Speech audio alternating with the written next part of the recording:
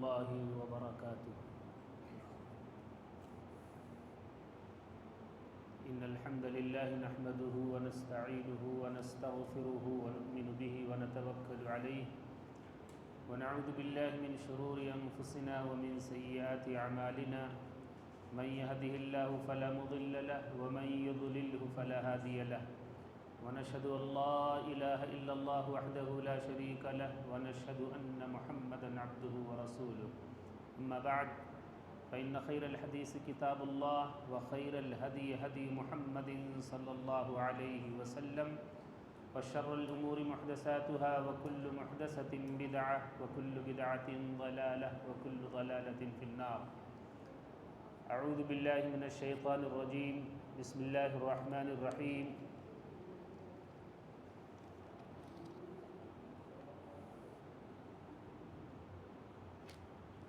والذين يؤمنون بما أنزل إليك وما أنزل من قبلك وبالآخرة هم يوقنون أولئك على هدى من ربهم وأولئك هم المفلحون. رب اشرح لي صدري ويسر لي أمري واحلل عقدة من لساني يفقهوا قولي. ربي زدني علما سبحانك لا علم لنا إلا ما علمتنا إنك أنت العليم الحكيم. حضرات، قرآن عزیز کو پڑھنے کے وقت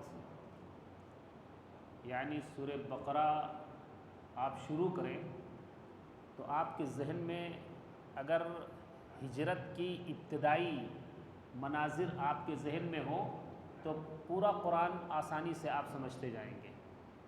اللہ کے نبی صلی اللہ علیہ وسلم مکہ سے ہجرت کر کے جب مدینہ آئے تو مدینہ میں 3 طرح کے لوگ آپ کے سامنے تھے.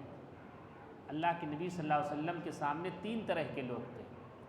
ایک وہ لوگ جو اللہ کے نبی صلی اللہ علیہ وسلم کے ساتھی تھے جنہیں ہم صحابہ کہتے ہیں. دوسرے وہ لوگ جو کفر پر ڈٹے اور اڑے ہوئے تھے.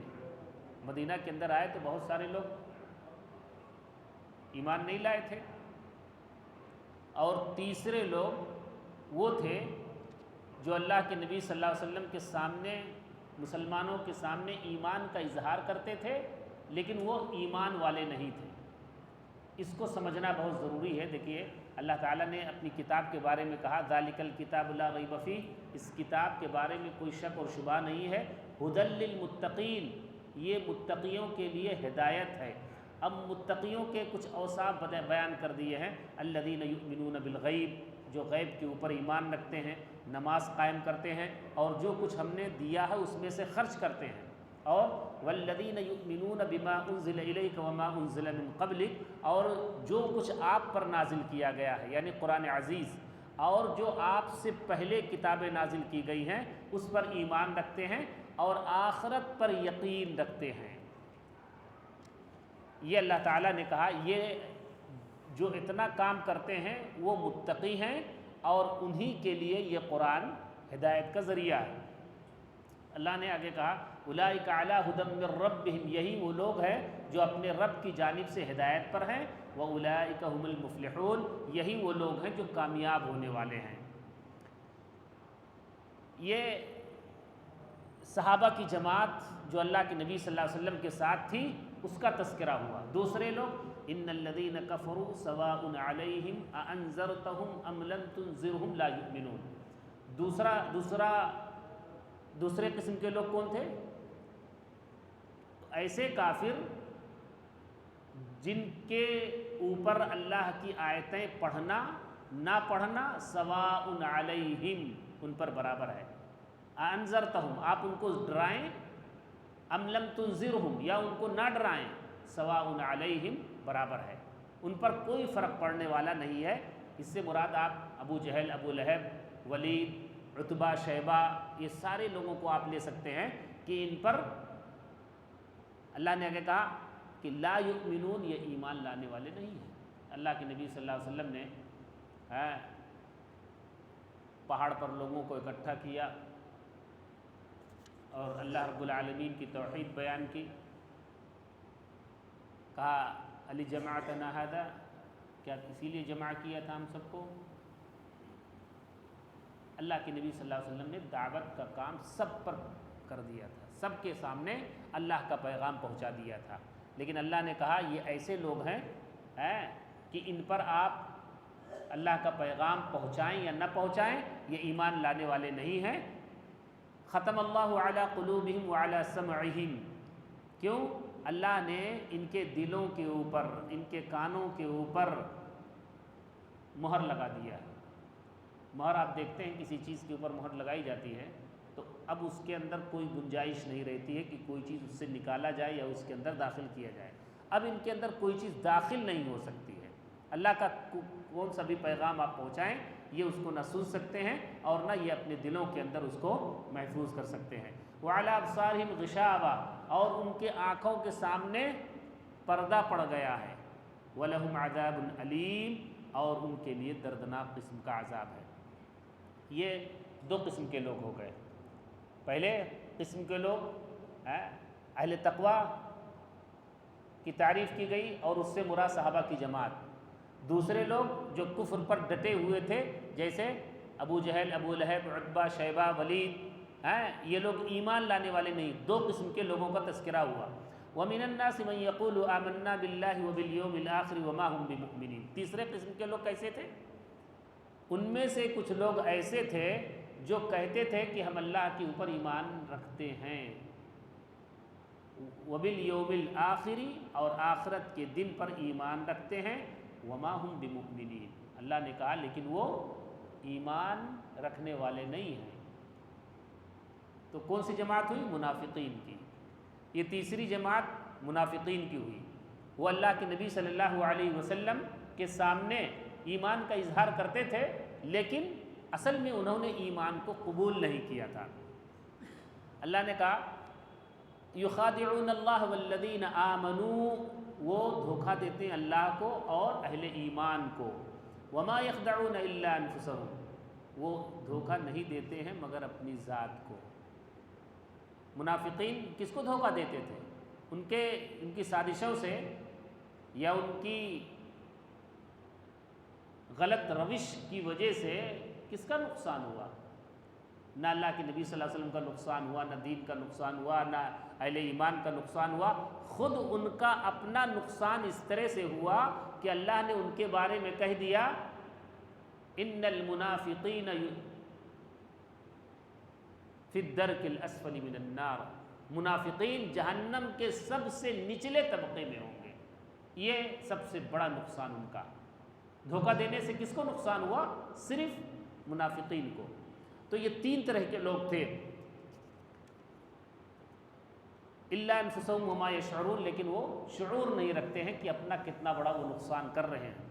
فی قلوبہم مرض، ان کے دلوں کے اندر بیماری تھی، فزادہم اللہ مرضا، اللہ تعالیٰ نے ان کی بیماری کو مزید بڑھا دیا۔ دیکھیے اگر کوئی آدمی ہدایت قبول نہیں کرتا ہے تو اللہ تعالیٰ اس کو گمراہی کے اندر اس کے راستے کو اور کشادہ کر دیتا ہے، اور جو لوگ بڑھ کر کے اللہ کے دین کو قبول کرنا چاہتے ہیں اللہ تعالیٰ اس کا راستہ آسان بنا دیتا ہے۔ وَمَن يُرِدِ اللَّهَ خَيْرًا يُوَفِّقْهُ فِي الدِّينِ، اللہ تعالیٰ جس کے ساتھ بھلائی کا ارادہ کرتا ہے اس کو دین کی سمجھ دے دیتا ہے، راستہ کشادہ ہو جاتا ہے اور وہ اللہ کا پیغام قبول کر لیتا ہے۔ وَلَهُمْ عَذَابٌ أَلِيمٌ بِمَا كَانُوا يَكْذِبُونَ، ان کے لیے دردناک قسم کا عذاب ہے ان کے جھوٹ بولنے کی وجہ سے۔ منافقین کا شیوہ ہی یہی ہے کہ وہ جھوٹ بولے۔ جیسے شیعوں کو آپ لوگ دیکھیں گے تو شیعوں کا سب سے اہم معاملہ تعیہ ہے، تقیہ، وہ چیزوں کو چھپاتے ہیں، کوئی بھی چیز ہو تو ظاہر نہیں کرتے ہیں، دل کے اندر چھپا لیتے ہیں، ساری چیزوں کو چھپائیں گے اور زبان سے کچھ اور کہیں گے۔ منافقین اللہ کے نبی صلی اللہ علیہ وسلم کے سامنے آتے تھے، اپنے آپ کو مسلمان کہتے تھے، ساتھ میں نماز بھی پڑھتے تھے، صحابہ کے ساتھ رہتے تھے، حتیٰ کہ وہ حج عمرہ بھی کرتے تھے، تو اور دل کے اندر اس کو چھپائے ہوئے تھے۔ آگے آپ دیکھیں وَإِذَا قِيلَ لَهُمْ لَا تُفْسِدُوا فِي الْأَرْضِ، اور جب ان سے کہا جاتا ہے کہ تم زمین کے اندر فساد مت برپا کرو۔ یہودیوں کی سرشت میں یہ بات تھی یہ اصل میں عبرانی تھے. جب ان کے اوپر ظلم و ستم ڈھایا گیا، ان کی پٹائی ہوئی، تو یہ بھاگ کر کے حجاز کے اندر انہوں نے پناہ لے لیا. حجاز میں جب یہ آئے تو انہوں نے اپنا پورا طور طریقہ، یہاں تک کہ اپنی تہذیب، اپنی زبان عربوں جیسا کر لی. ان کی زبان عربی ہو گئی، عربوں کی طرح وہ رہنے، حتیٰ کہ ان کے اپنے افراد کا نام بھی عربوں کی طرح ہوتا تھا، ان کے قبیلے کا نام بھی وہی ہونے لگا. اپنے آپ کو اس میں ضم کر لیا، یہاں تک کہ ان کی شادی بیاہ بھی عربوں کے ساتھ ہونے لگی. لیکن یہودی ایسی طبیعت کے مالک ہیں کہ وہ کبھی بھی عصبیت سے آزاد نہیں ہو سکتے. یہودیت اور عیسائیت کو خود انہوں نے اپنے بالکل قریب رکھا. یہودی اپنے یہودیت پر قائم تھے، اسرائیل. تو اس طرح سے اللہ کے نبی صلی اللہ علیہ وسلم کے سامنے یہ اظہار کرتے تھے ایمان کا، اور پیچھے جاتے تھے تو فوراً انکار کرتے تھے. اللہ تعالیٰ نے اس کو نقل کیا ہے، الا انہم هم المفسدون ولکن لا یشعرون. یہ کہتے ہیں اپنے آپ کو کہ ہم تو مصلح ہیں، ہم کہاں فساد کرتے ہیں، ہم تو اصلاح کرنے والے لوگ ہیں. تو اللہ نے کہا خبردار، یہ لوگ مفسد ہیں. ایسے ہی آپ دیکھیں معاشرے کے اندر بہت سارے لوگ ایسے ہیں جن کے ذریعے سے فتنہ ہوتا ہے. جب ان کو لوگ سمجھانے جاتے ہیں تو کہتے ہیں کہ ہم تو خیر خواہی کر رہے ہیں، ہم تو لوگوں کے لیے بھلا کام کر رہے ہیں، حالانکہ وہ شر ہوتا ہے. یہاں بھی اللہ نے کہا کہ وہ مصلح نہیں ہیں. الا انہم هم المفسدون ولکن لا یشعرون. وہ فساد کرنے والے ہیں لیکن انہیں اس بات کا شعور نہیں ہے، وہ سمجھ نہیں پاتے ہیں، نادان لوگ ہیں. وَإِذَا قِيلَ لَهُمْ آمِنُوا. اور جب ان سے کہا جاتا ہے کہ ایمان لے آؤ، جیسے کہ لوگ ایمان لا رہے ہیں، دائرہ اسلام میں داخل ہو جاؤ جیسے لوگ داخل ہو رہے ہیں، اسلام قبول کر رہے ہیں. قالوا. تو وہ کہتے تھے انؤمن کما آمن السفہاء. کیا ہم ایمان لے آئیں ان لوگوں کی طرح جو بیوقوف ہیں، بیوقوفوں کی طرح ہم بھی ایمان لے آئیں. یعنی انہوں نے صحابہ کرام کو بیوقوف سمجھا. اصل میں یہودی جہاں بھی رہتے ہیں وہ مالی اعتبار سے اپنے آپ کو بہت مضبوط رکھتے ہیں، بہت مضبوط رکھتے ہیں. ان کو کچھ بھی کام کرنا ہو لیکن وہ مال سے اپنے آپ کو جوڑے رہتے ہیں.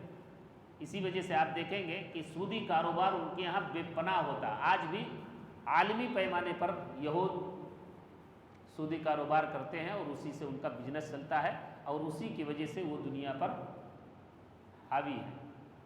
تو یہ جو مدینہ کے اندر لوگ رہتے تھے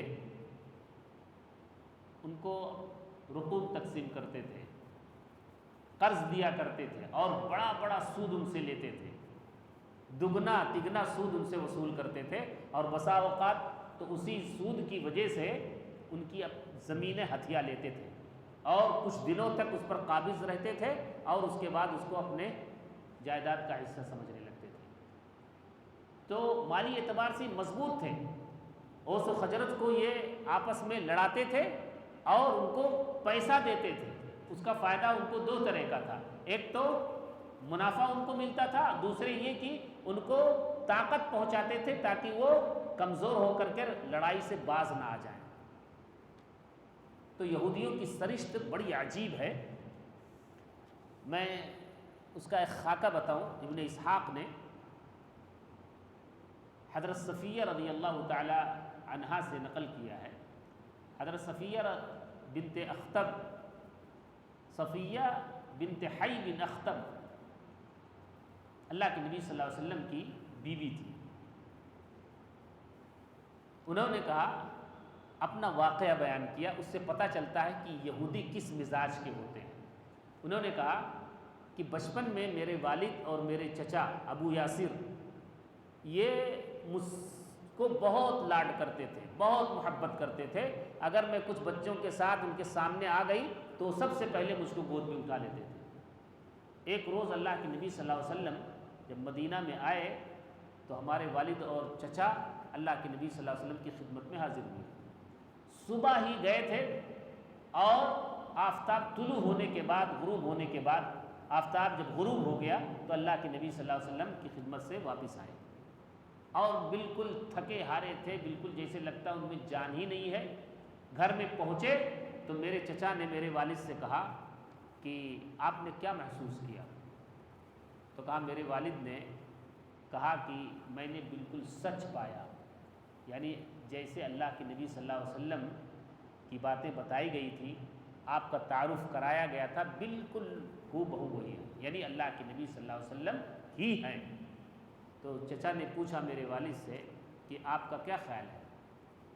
تو انہوں نے کہا اللہ کی قسم پوری زندگی بغاوت، سرکشی، یہ ان کا اپنا جملہ تھا۔ حضرت صفیہ رضی اللہ تعالی عنہ نے اپنے باپ کا جملہ نقل کیا کہ میرے باپ نے کہا کہ اللہ کی قسم پوری زندگی مخالفت۔ یہ طبیعت تھی یہودیوں کی، یہ طبیعت تھی، اور اسی سے آپ کو پتہ چلے گا کہ اللہ تعالیٰ نے کس طرح سے یہودیوں کا پردہ فاش کیا ہے اور ان کی ساری قلعی اور ان کی ساری سازشوں کو اللہ تعالیٰ نے قرآن کے ذریعے سے اہل ایمان کے سامنے ظاہر کر دیا۔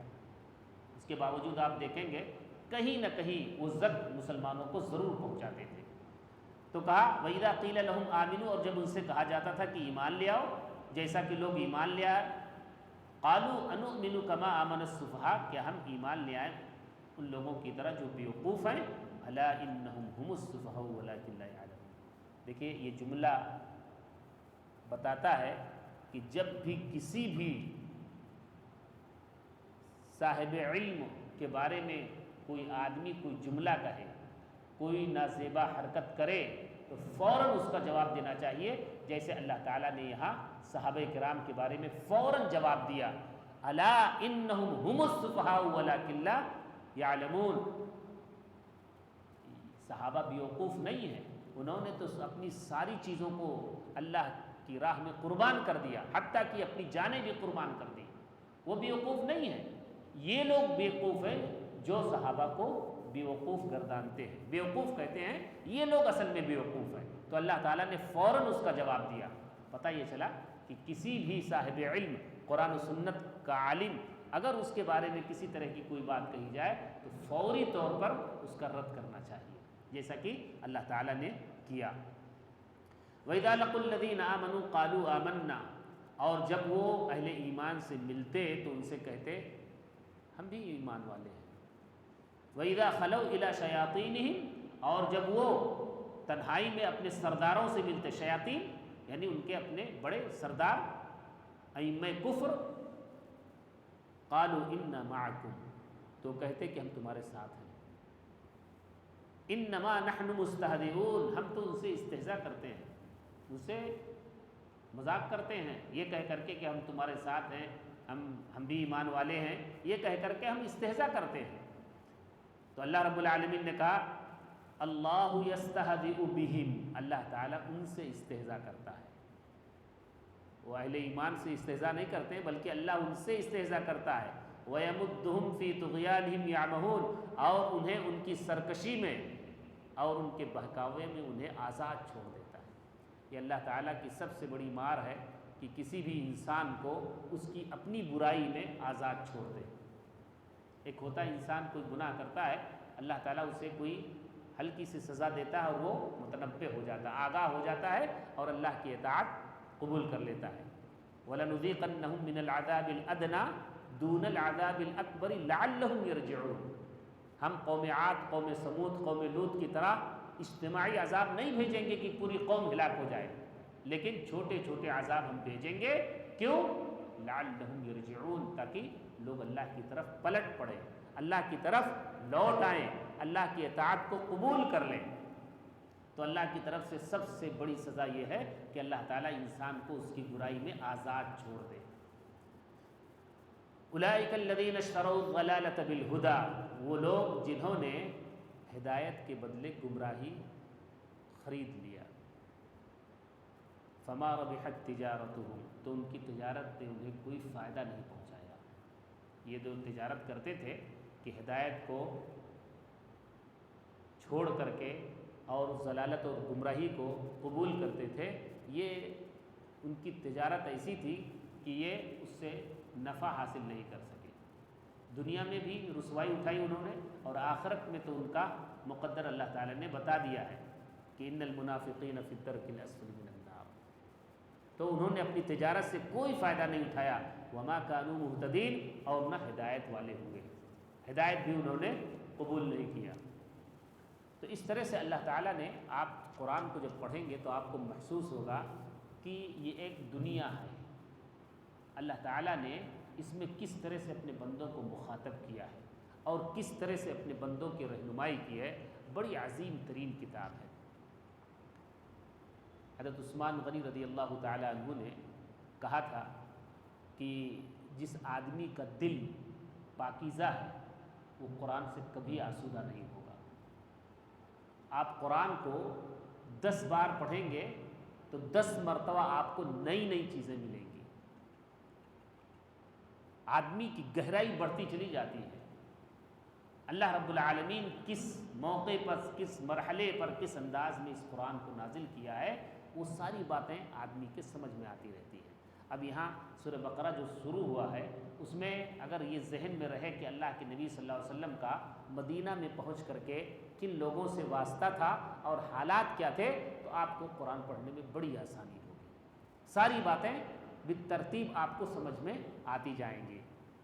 صحابہ کرام کی قربانیاں، اہل کفر جو اپنے کفر پر سختی کے ساتھ ڈٹے ہوئے تھے، منافقین، اصل میں اللہ کے نبی صلی اللہ علیہ وسلم جب مدینہ میں آئے تو حالات کتنی بھی خراب ہوں لیکن وہ پوری طرح سے اپنے معاملے میں آزاد تھے، اور اسی وجہ سے منافقین بہت چاہنے کے باوجود بھی کھلے طور پر لڑائی مول نہیں لیتے تھے، اندرونی طور پہ سازشیں کرتے تھے لیکن کھلے طور پر وہ اپنے آپ کو مسلمان ظاہر کرتے تھے۔ تو مسلمانوں کا مدینہ کے اندر استحکام ہوا، مضبوطی ہوئی، خود اللہ کے نبی صلی اللہ علیہ وسلم اس کے سپہ سالار ہوئے، قائد ہوئے، رہبر ہوئے اور حکومت تشکیل دی، اور اللہ کے نبی صلی اللہ علیہ وسلم کے زیر سایہ صحابہ کرام نے تربیت حاصل کی۔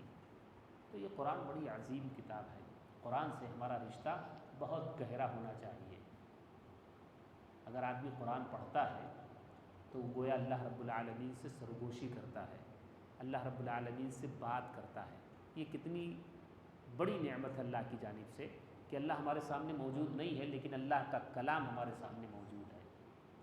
ہم اللہ کا کلام پڑھیں، دنیا کی حقیقت کو سمجھیں، اپنی پیدائش کا مقصد سمجھیں، اور پھر اللہ تعالیٰ کے انعام کے اوپر ہم نگاہ رکھیں تو محسوس ہوگا کہ اس کائنات کو بھی اللہ تعالیٰ نے ہمارے لیے بنایا ہے، اور آخرت میں جو جنت بنائی ہے، سنواری ہے، وہ بھی ہماری ہی لیے ہے۔ اللہ رب العالمین سے دعا ہے کہ اللہ تعالیٰ ہم سب کی اصلاح فرمائے، قرآن و سنت کے مطابق ہم سب کو عمل کرنے کی توفیق دے، اللہ تعالیٰ دین کی صحیح سمجھ عطا فرمائے، دینی ماحول میں اللہ تعالیٰ ہم سب کی تربیت فرمائے، ہمارے بچوں کی صحیح تعلیم و تربیت فرمائے۔ اللہ رب العالمین ہم تمام مسلمانوں کے اندر اجتماعیت پیدا کر دے، اخوت اور بھائی چارگی پیدا کر دے۔ ہم میں سے جو لوگ پریشان حال ہیں اللہ تعالیٰ ان کی پریشانیوں کو دور کر دے، ہم میں سے جو لوگ جیل کی صحبتیں برداشت کر رہے ہیں اللہ تعالیٰ انہیں آزادی نصیب فرما۔ دنیا میں جہاں کہیں بھی مسلمان پریشان حال ہے اللہ تعالیٰ انہیں ان کی پریشانیوں سے نجات دے دے۔ وآخر دعوانا الحمد للہ۔